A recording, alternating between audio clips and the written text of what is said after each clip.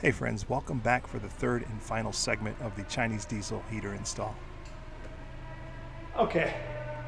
Out of frustration, I stopped the camera. I was gonna just like scrub it and go think, but I made a few cross cuts, especially at the top, like cross cuts in between this way, cuts that way, and then I was able to wedge the crowbar in there, and I was able to break off some pieces now and separate it from the floor. All right, continue on.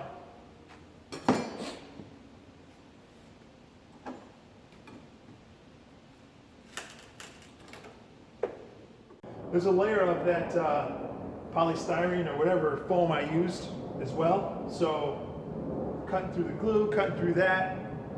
Didn't actually get deep enough, but I don't think I'm gonna cut anymore. I don't wanna get too deep and actually cut the floor out.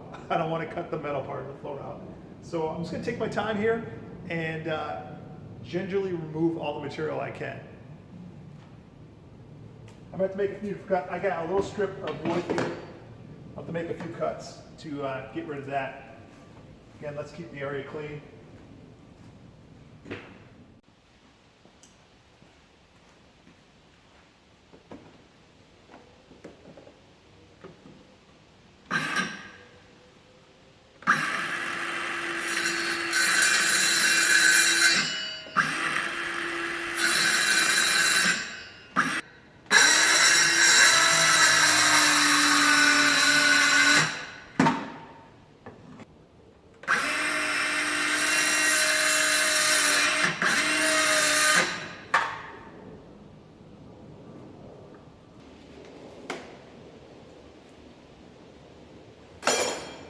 Thinking maybe I should have a mask on.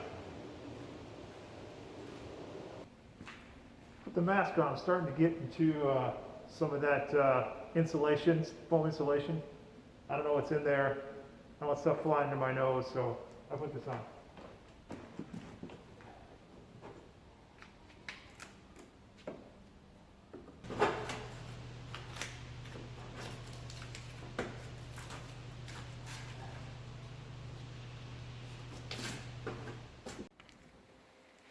Okay, found a solution for securing the plate to the floor. Basically, I don't know why I didn't think of this, but I just drilled some tiny, small pilot holes and put these self-drilling or self-tapping screws in. These are actually longer than they should be. These are 1.25 inches. And I have self-tapping that are 1 inch, but they have a beveled kind of end to them, so they wouldn't really seat on this plate here. So these have a flat end in terms of flat head on the bottom side, so they seat perfectly here. And this thing is extremely secure and ain't going anywhere. I've primed and painted underneath the holes that I cut as well too, so everything should be okay. There's some adjustments. That hole you see right here is gonna have to be, for some reason that one's not lining up, so I'm gonna have to drill that one through again, and maybe this is where the fuel line's gonna go, so I'll just clean that up with a drill, re-drilling that as well too. But other than that, I'm very happy with how this has turned out. I just wanted to show you that I have that in. It's not tightened down yet, but just wanted to do a test fitting, running it over the top of the muffler for the vehicle, and I'm thinking it's going to come out here out the back. So I haven't put the muffler in yet, but where did it go? I'm thinking that where that blue tape is, I was going to cut it there and then continue on, put the muffler here, and then continue on, like let it hang, and then like run the piece that I cut off, run that out through the back of the tail here. I'm going to try and do a test fitting, but I need to screw this L bracket in. I'm thinking right there. Screw that L bracket in there, and then attach the muffler and run it out the back of the vehicle, which would be perfect. All right, I'm gonna give it a try. So I've got, you can see there, I've got everything mounted up.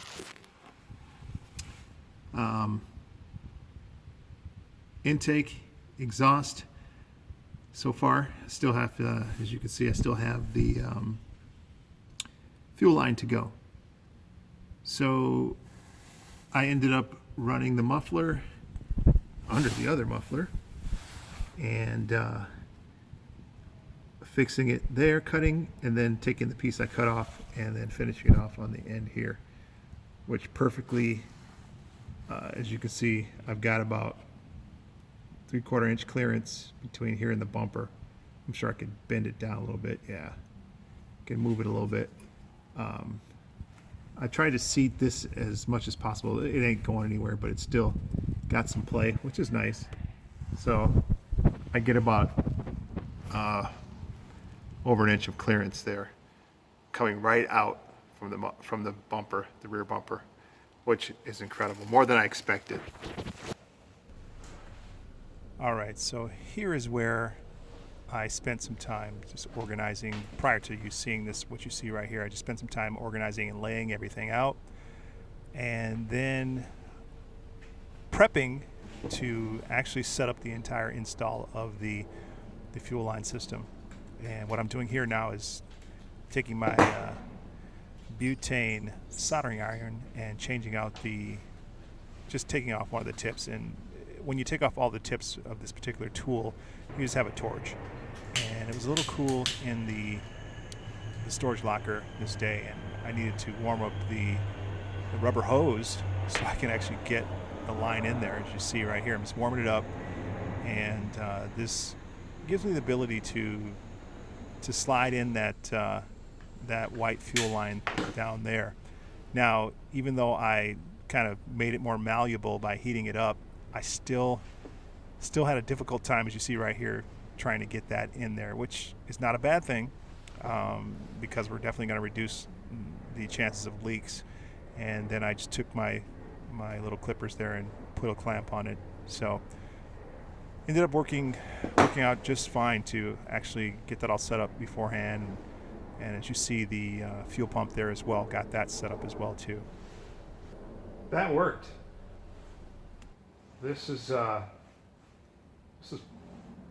pretty tight to get in there, but I warmed up the rubber a little bit and was able to push in the line, the thinner gas line. Man, is this ever a task? And they gave me these little clamps. They're not your usual clamps. This is a clamp I had for something else, but these were the clamps that came for a similar clamp that came for the exhaust and the intake, and then also the larger clamps for the duct, heating duct or tube. So it came with these little kind of finger clamps, or actually I've been using needle nose plier to actually actuate these and get these to work.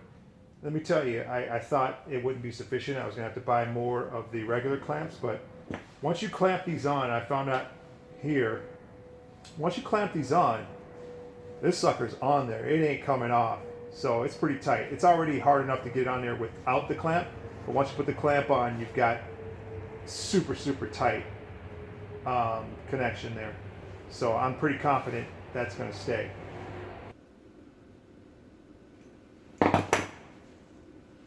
Okay, feeling pretty confident with that. This end is actually going to go into the inlet underneath the heater. And then I'll just leave extra hose to run to the other side of the van underneath. So there's a lot of footage that I had to chop out to get to this point. Basically just showing what I set up. Ran the line through from underneath the van. Actually haven't set up this fuel tank yet, but there's the little nipple that I would put the fuel line into. that would feed the actual diesel heater itself. Had some extra wire there just so I can extend a little bit where I needed, and that was pretty much it. Everything else was just kind of just tightening up some bolts, and that was it. So thank you for coming along today.